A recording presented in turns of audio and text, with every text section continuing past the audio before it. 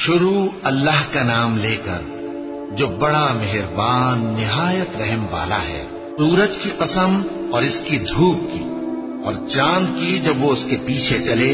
اور دن کی جب وہ اسے روشن کر دے، اور رات کی جب وہ اسے چھپا لے،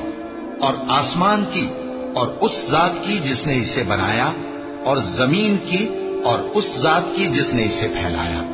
اور نفس انسانی کی اور اس کی جس نے اسے درست کر کے بنایا،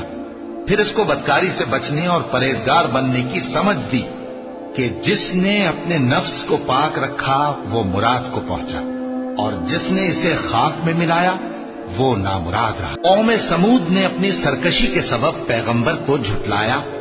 جب ان میں سے ایک نہایت بدبخت اٹھا تو اللہ کے پیغمبر صالح نے ان سے کہا کہ اللہ کی اونٹنی اور اس کے پانی پینے کی باری سے خبردار رہو، مگر انہوں نے پیغمبر کو جھٹلایا، پھر اونٹنی کو مار ڈالا تو ان کے رب نے ان کے گناہ کے سبب